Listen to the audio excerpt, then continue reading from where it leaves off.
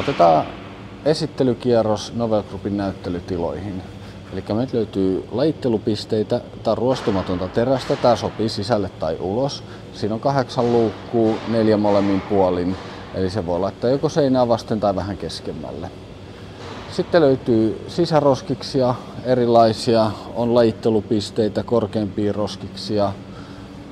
Täällä on yksittäisiä pyöreitä roskiksia erilaisilla kansiratkaisulla, että vähän riippuu mihin tarkoitukseen aina tulee.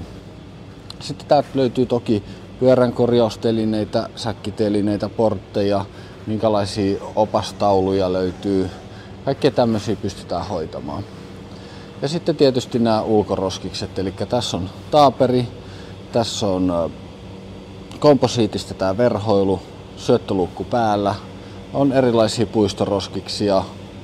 Tässä on maahan upotettava puistoroskis, tai näitä löytyy myös semmoinen versio, missä on betonijalusta, eli se voi laittaa suoraan sitten vaikka asfaltin päälle.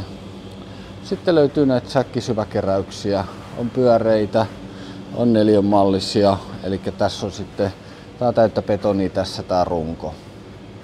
Ja menee tosiaan muutaman 1,5 metriä maan alle, eli tää on 5 kuution kokonaisuus. Siihen löytyy sitten erilaisia kansiratkaisuja. Ja sitten meillä on myös nämä Hannes jäteastiasuojat. Meillä on täällä tämä koko valikoima eri värejä.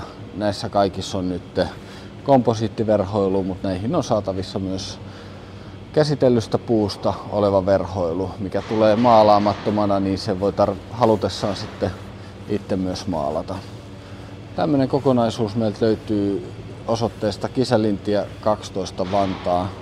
Jos sä haluat tulla tutustumaan tänne, niin ollaan ihmeessä yhteydessä ja sovitaan aika, niin pääset katsomaan ja tutustumaan näihin tuotteisiin vielä tarkemmin. Moi moi!